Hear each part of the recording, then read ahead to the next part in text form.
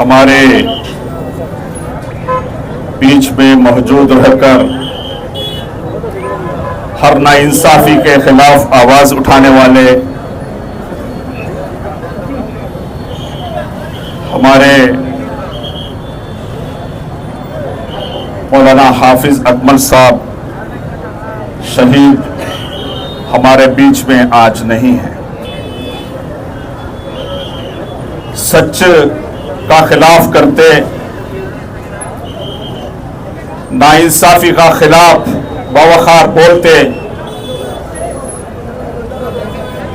और एक आलिम होकर उनका जिम्मेदारी था जो कौम का लोगों ने सोसाइटी में जो भी गलती करे उस गलती को दुरुस्त करना, गलती को गलत बोलना, ये जिम्मेदारी हमारे बीच में मौलाना अकमल साहब हाफिज साहब कर ले करते। आज का जमाने में सच बोलने वाले, बेबाक बोलने वाले, गलत को गलत न बोलने वाले बहुत कम हो गए हैं। हमारा बहुत सारों का जिंदगी एडजस्टमेंट जिंदगी हो गया है। एडजस्टमेंट जिंदगी, हमारे आंखों का सामने गलत हुआ तो भी वो गलत बोलने के लिए तैयार नहीं, हम लोग एडजस्ट कर लेकर। वैसे टाइम में हमारे बीच में हर वो नाइंसाफी को, शरीयत के खिलाफ कोई भी काम करेगा, बेबाक बोलते थे उलमा, उसीलिए आज जालिमों ने उनको बर्बरी के साथ कत्ल किए। आज इस एहतजाजी ये फंक्शन में बहुत सारे उलमा इकराम इधर मौजूद है। शहीद हाफिज साहब का भाई कारपोरेटर अयाज साहब भी इधर मौजूद हैं। आज का आप तमाम लोगों का दुख में शामिल होने के लिए हमारे पार्टी के स्टेट जनरल सेक्रेटरी अफसर कोडलीपेट साहब भी इधर मौजूद हैं और एक जनरल सेक्रेटरी मजीद तुम्बे साहब भी हमारे दुख में शिरकत होने के लिए इधर मौजूद हैं। हमारे national working committee Abdul Hannan साहब भी हमारे साथ इधर मौजूद हैं। हमारे साथ हमारे स्टेट सेक्रेटरी बीबीएमपी का एक्स कारपोरेटर और हेल्थ कमेटी का चेयरमैन मुजाहिद पाशा भी हमारे साथ ये दुख में उन लोग एक मजम्मत का ये एक इज्तिमाई ये प्रोग्राम में मौजूद है।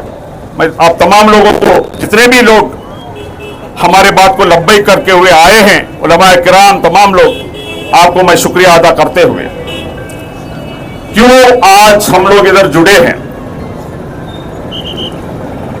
तो इसलिए कि हम एक डेमोक्रेटिक मुल्क में जिंदगी कर रहे हैं। डेमोक्रेसी इधर है। इस डेमोक्रेसी में, डेमोक्रेसी का खूबी यह है, गलती को गलत बोलना, सच को सच बोलना। कोई भी नाइंसाफी हमारा सामने दिखा तो उसको बोलना, ये हमारा काम है। खुसूसन हमारे दीन ये सिखाता है, उलमाए किराम का जिम्मेदारी, मैंने बताया उलमा जो है अंबिया के विरासत से, अल उलमा विरासतुल अंबिया बोलते हैं। अंबिया के बाद हमारे पास अभी रसूल नहीं है। आखिरी नबी रसूलुल्लाह सल्लल्लाहु अलैहि वसल्लम के बाद जो दीन हम लोग को सिखाया था, जो शरीयत हम लोग को सिखाया था, उसको आगे ले जाने का जिम्मा जो है वो हमारे उलमा के पास। हम इसलिए उलमा को इज्जत करते हैं। हर जुम्मा को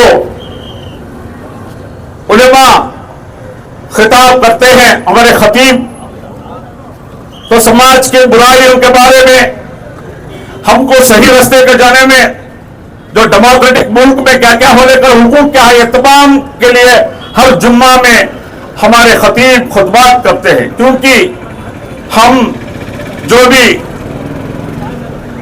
इस्लाम में दीन में रहने वाले सही रास्ते पे चले, रसूलुल्लाह सल्लल्लाहु अलैहि वसल्लम का वो सुन्नतों को उस पे चले और बुराइयों से दूर रहे, गलतियों से दूर रहे। ये जिम्मेदारी उलमा का है। वो उलमा अल्हम्दुलिल्लाह अभी तक निभाने का आगे करते, वही काम हमारे हाफिज सईद जो शहीद हुए अकमल साहब करते थे। उनका ये खूबी ये था, जो भी गलती दिखा वो बेशक बोलते थे, कोई हिचकिचाहट नहीं, एडजस्टमेंट नहीं, पीछे एक क्या है बैलेंस कर कर उनको भी खुश करना, इनको भी खुश करना, ये तो बिल्कुल नहीं था। तो ये जो सच का सामने नहीं के ऐसे लोग बेरहमी से, अगर कोई भी ऐसा तो बातचीत से बहुत सारे हल हो सकता था, तो आज बेरहमी से उनको बीच रास्ते में कत्ल करे, वो शहीद हो गए, अल्लाह से प्यार हो गए। ये जालिमों को मालूम नहीं शहीद का दर्जा क्या होता है, ये जालिमों को मालूम नहीं है। तो आज हम इधर जुड़ा होने का मकसद बड़ी क्लियर है। ऐसा इंसिडेंट कहीं भी नहीं होना, ना मैसूर में होना, ना कहीं भी नहीं होना। ಅನ್ಮಾನ್ಯ ಮೈಸೂರಿನ ಪೊಲೀಸ್ ಅಧಿಕಾರಿಗಳಲ್ಲಿ ಗಂಭೀರವಾಗಿ ವಿಷಯ ಮಂಡನೆಯನ್ನು ಮಾಡ್ತಾ ಇರುವಂತದ್ದು, ಇವತ್ತು ಮರಣ ಹೊಂದಿರುವಂತದ್ದು ಒಬ್ಬ ಸಾಮಾನ್ಯ ವ್ಯಕ್ತಿಯಲ್ಲ, ಕುರಾನನ್ನ ಕಂಠಪಾಠ ಮಾಡಿದ, ಈ ಸಮಾಜವನ್ನ ತಿದ್ದುವ ನಮ್ಮ ಉಲಮಾ ಆಗಿದ್ದಾರೆ, ನಮ್ಮ ಧಾರ್ಮಿಕ ಗುರುಗಳಾಗಿದ್ದಾರೆ ಅನ್ನುವಂತ ಎಚ್ಚರಿಕೆಯನ್ನ ಮೈಸೂರು ಪೊಲೀಸರು ಗಂಭೀರವಾಗಿ ತೆಗೆದುಕೊಳ್ಬೇಕು. ನಮ್ಮ ಸಹನೆ ಅನ್ನುವಂಥದ್ದು ಅದು ದೌರ್ಬಲ್ಯ ಅಲ್ಲ ಅನ್ನುವಂಥದ್ದನ್ನ ನೀವು ಅರ್ಥ ಮಾಡ್ಕೊಳ್ಬೇಕು. ನಿಮ್ಮೊಂದಿಗೆ ಸಹಕಾರ ಮಾಡಲಿಕ್ಕೆ, ನಿಮಗೆ ಗೌರವ ಕೊಡ್ಲಿಕ್ಕೆ ನಾವು ತಯಾರಾಗಿದ್ದೇವೆ. ಅದರ ಅರ್ಥ ನೀವು ಏನನ್ನು ಮಾಡಿದ್ರು ನಾವು ಸಹಿಸಿಕೊಂಡು ಹೋಗ್ತೀವಿ ಅಂತ ಅಲ್ಲ. 24 ಗಂಟೆ ಆಯ್ತು, 24 ಗಂಟೆ ಕಳೆದು ಇನ್ನೂ ಒಂದು 10 ಗಂಟೆ ಜಾಸ್ತಿ ಆಯ್ತು. ನಾವು ಹೇಳಿದ್ವಿ 24 ಗಂಟೆವರೆಗೆ ಆರೋಪಿಗಳನ್ನು ಬಂಧಿಸಬೇಕು ಅಂತ ಹೇಳಿ. ಇವತ್ತಿನ ಟೆಕ್ನಾಲಜಿಯಲ್ಲಿ ಯಾವ ಆರೋಪಿ ಎಲ್ಲಿ ಹೋಗ್ತಾನೆ, ಎಲ್ಲಿ ಬರ್ತಾನೆ ಅದು ಗೊತ್ತಾಗ್ತದೆ. ಯಾಕೆ ನಮ್ಮ ಪೊಲೀಸ್ ಅಧಿಕಾರಿಗಳು ಈ ಎಫ್ಐಆರ್ ನಲ್ಲಿ ದಾಖಲಾದ ಆರೋಪಿಗಳನ್ನ ಅರೆಸ್ಟ್ ಮಾಡಲಿಕ್ಕೆ ಯಾಕೆ ಇಷ್ಟು ಡಿಲೇ ಆಗ್ತದೆ ಅಂತ ಹೇಳಿ ಗಂಭೀರವಾದಂತ ಪ್ರಶ್ನೆ ನಾನು ಮಾಡ್ತೇನೆ. ಇವತ್ತು ಸಮಯ ಇಲ್ಲ ನನಗೆ ಮೈಸೂರಿನ ಎಲ್ಲ ಕೇಸುಗಳ ಹಿಸ್ಟರಿಯನ್ನು ನಾನು ಹೇಳಬಲ್ಲ, ಏನೇನಾಯ್ತು ಅಂತೇಳಿ.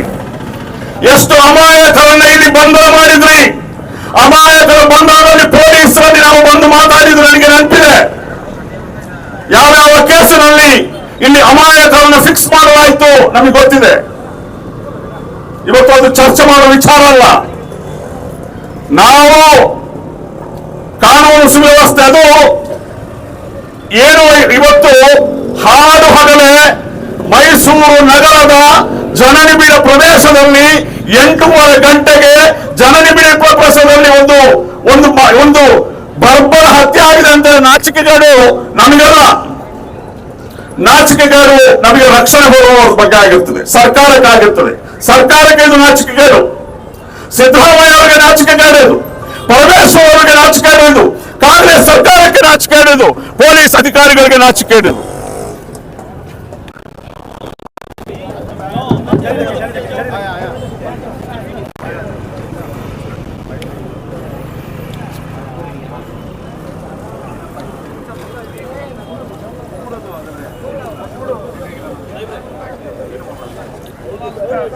ನಮ್ಮ ನೋವನ್ನ ಇವತ್ತು ನೂರಾರು ಸಂಖ್ಯೆಯಲ್ಲಿ ಧಾರ್ಮಿಕ ಗುರುಗಳು ಇವತ್ತು ಕೊಡ್ತಿದ್ದಾರೆ. ಇವತ್ತು ಅದು ಸಾಂಕೇತಿಕ ಮಾತ್ರ. ಹಾಗಾಗಿ ಇವತ್ತು ನಾವು ಏನೆಲ್ಲ ನೋಡಿದ್ದೇವೆ. ಕೇವಲ ಕೆಲವು ಪ್ರತಿಭಟನೆಯಲ್ಲಿ ಭಾಗಿಯಾದ್ರು ಅನ್ನೋಂಥ ಕಾರಣಕ್ಕೆ ಇವತ್ತು ಇಲ್ಲಿ ರೌಡಿ ಶೀಟ್ ತರೆದಿದ್ದು, ಗೂಂಡಾ ಶೀಟ್ ತರೆದಿದ್ದು ನಮಗೆ ಗೊತ್ತಿದೆ. ಅವರ ಕೇಸ್ ಏನಿತ್ತು? ಕೇವಲ ಪ್ರತಿಭಟನೆಯಲ್ಲಿ ಭಾಗಿಯಾದ್ರು ಅಂತ ಕೇಸ್ ಚರ್ಚೆ ಮಾಡಬಹುದು ಇವತ್ತು.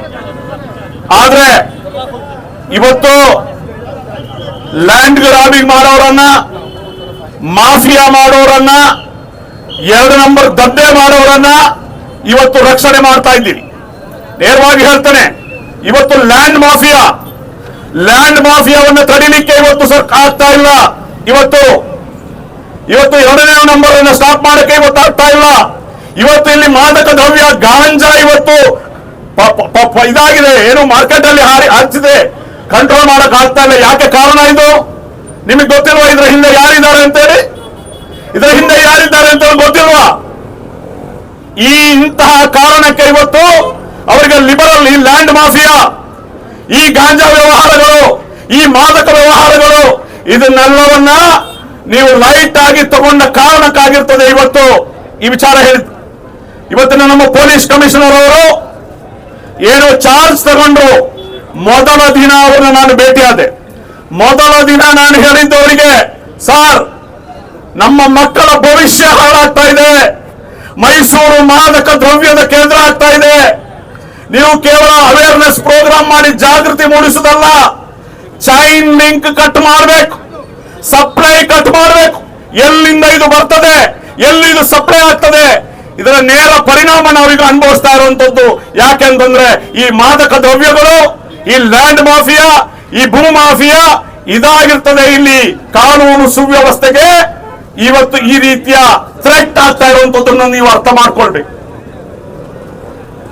ಇವತ್ತು ಸ್ಟೇಷನ್ಗಳು ಇವರಿಗೆ ರಕ್ಷಣೆ ಕೊಡುವಂತ ಕೆಲಸ ಮಾಡಬಾರ್ದು. ನಮಗೆ ನಮ್ಮ ಕಾನೂನು ಸುವ್ಯವಸ್ಥೆ ಸರಿಸುಮಾರು ಈ ನಗರದಲ್ಲಿ 10 ಕೋಟಿ ಜನರು ವಾಸ ಮಾಡ್ತಾ ಇದ್ದಾರೆ. ಆ 10 ಕೋಟಿ ಜನರು ಸುವ್ಯವಸ್ಥೆಯಿಂದ, ಶಾಂತಿಯಿಂದ ಬದುಕಬೇಕಂತಂದ್ರೆ ನಿಮ್ಮ ಜವಾಬ್ದಾರಿ ತುಂಬ ಮೇಲಿದೆ, ನಿಮ್ಮ ಮೇಲೆ ನಮಗೆ ಗೌರವ ಇದೆ. ಹಾಗಾಗಿ ಇವತ್ತು ಸಮಸ್ತ ಜನತೆ ಪರವಾಗಿ ಒಂದೇ ಒಂದು ಮನವಿ, ಈ ದುಷ್ಕರ್ಮಿಗಳು ಯಾರಿದ್ದಾರೋ ಅವರನ್ನ ಬಂಧನ ಮಾಡುವುದರ ಮೂಲಕ ಮೈಸೂರು ಪೊಲೀಸರು ನ್ಯಾಯದ ಪರವಿದ್ದಾರೆ, ಸತ್ಯದ ಪರವಿದ್ದಾರೆ, ಧಾರ್ಮಿಕ ಗುರುಗಳನ್ನ ಗೌರವಿಸ್ತಾರೆ ಅನ್ನೋದನ್ನ ನೀವು ನಿರೂಪಣೆ ಮಾಡಬೇಕು ಅಂತ ಹೇಳಿ ನನ್ನ ಮನವಿ ಇರುವಂತದ್ದು.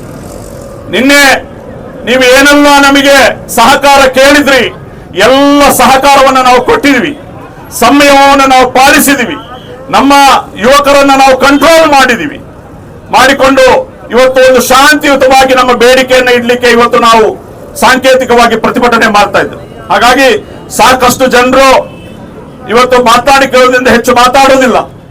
ನಮ್ಮ ಡಿಮಾಂಡ್ ಇಷ್ಟೇ, FIR ನಲ್ಲಿ ಇರುವಂತ ಎಲ್ಲರೂ ಕೂಡ, ಮತ್ತು ಇದಕ್ಕೆ ಇನ್ಯಾರು ಇದು ಇತರರು ಬಹುಶಃ FIR ನಲ್ಲಿ ಅದರ್ಸ್ ಅಂತ ಹಾಕ್ಲಿಲ್ಲ, ಹಾಕಿದ್ದಾರೆ. ಓಕೆ, ಹಾಕಿದ್ರು ಕೂಡ ಎಲ್ಲವನ್ನ ಯಾರು ಇದರಲ್ಲಿ ಭಾಗಿಯಾಗಿದ್ದಾರೆ, ಸಂಚು ರೂಪಿಸಿದ್ದಾರೆ, ಇದಕ್ಕೆ ಫೈನಾನ್ಸ್ ಮಾಡಿದ್ದಾರೆ, ಇದಕ್ಕೆ ಸಪೋರ್ಟ್ ಮಾಡಿದ್ದಾರೆ, ಅವರಿಗೆ ಅಕಾಮಿಡೇಷನ್ ಕೊಟ್ಟಿದ್ದಾರೆ, ಅವರನ್ನ ಟ್ರಾನ್ಸ್ಪೋರ್ಟ್ ಮಾಡಿದ್ದಾರೆ, ಎಲ್ಲರನ್ನ ಈ ಹಿಂದೆ ಯಾವ ಕೇಸಲ್ಲಿ ಏನೇನು ಮಾಡಿದ್ರು ಅಂತ ಹೇಳಿದ್ರೆ ಬೇಕಾದ್ರೂ ನಾವು ಮಾತಾಡ್ಬೋದು.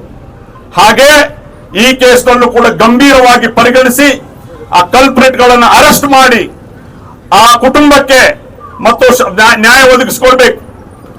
ಇವತ್ತು ಹಾಡು ಹಗಲೇ ಏನು ಅವರಿಗೆ ಅವರ ಕುಟುಂಬ ಇದೆ, ಆ ಕುಟುಂಬಸ್ಥರ ನೋವಲ್ಲಿ ನಾವು ಶಾಮೀಲಾಗ್ತಾ, ಅವರಿಗೆ ನ್ಯಾಯ ಯಾವಾಗ ಸಿಗುತ್ತೆ? ಅವರಿಗೆ ನ್ಯಾಯ ಸಿಗುವುದು ಈ ಕಲ್ಪ್ರಿಟ್ಸ್ಗಳನ್ನ ಏನು ಚಾಲೆಂಜ್ ಮಾಡಿದ್ದಾರೆ, ಪೊಲೀಸ್ನ ಕಾನೂನು ವ್ಯವಸ್ಥೆಗೆ ಚಾಲೆಂಜ್ ಮಾಡ್ತಾ ಆರು ಹಗಲಲ್ಲೇ ನಾವು ಬಂದು ನಿಮ್ಮ ಕಣ್ಣ ಮುಂದೆ, ನಿಮ್ಮ ಯೂನಿಫಾರ್ಮ್ನ ಮುಂದೆ ನಾವು ಇದನ್ನ ಮಾಡಬಲ್ವಿ ಅಂತ ಹೇಳಿ ತೋರಿಸಿದಾರಲ್ಲ, ಅದನ್ನ ನಾವು ಕಟ್ಟಿ ಹಾಕದೆ ಹೋದ್ರೆ ಮೈಸೂರಿನಲ್ಲಿ ಶಾಂತಿ ಉಳಿಲಿಕ್ಕೆ ಸಾಧ್ಯ ಇಲ್ಲ. ಹಾಗಾಗಿ ನಾವೆಲ್ಲರೂ ಶಾಂತಿ ಪ್ರಿಯ ಜನರು ಆಗ್ರಹಿಸುವುದಿಷ್ಟೇ, ಆದಷ್ಟು ಬೇಗ, ಈಗಾಗಲೇ 3-4 ಜನರನ್ನ ಅರೆಸ್ಟ್ ಮಾಡಿದಿರಿ ಅಂತ ಹೇಳಿದಿರಿ, ಅದು ಯಾರು ಅಂತ ಹೇಳಿ ನಮಗೆ ಗೊತ್ತಿಲ್ಲ. ನಾಮಕಾವಸ್ಥೆಗೆ ಯಾರನ್ನ ಹಿಡಿದು ಅಥವಾ ಯಾರೋ ಇದರ ಹಿತಾಸಕ್ತಿ ಸರೆಂಡರ್ ಮಾಡಿದ್ರೆ ಅದೆಲ್ಲ ಒಪ್ಪಲಿಕ್ಕೆ ಸಾಧ್ಯ ಇಲ್ಲ. ಇದರಲ್ಲಿ ಯಾರು ನಿಜವಾದ ಆರೋಪಿಗಳು, ಸಂಚುಕೋರರು ಪ್ರಮೋಟ್ ಮಾಡಿದ್ದಾರೆ ಅಂತವರನ್ನ ಬಂಧಿಸಿ ನಮ್ಗೆ ನ್ಯಾಯ ಕೊಡಬೇಕು ಅಂತ ಅತಿ ವಿನಯದಿಂದ ತಮ್ಮನ್ನ ಆಗ್ರಹಿಸ್ತಾ ನನ್ನ ಮಾತನ್ನು ಮುಗಿಸ್ತೇನೆ.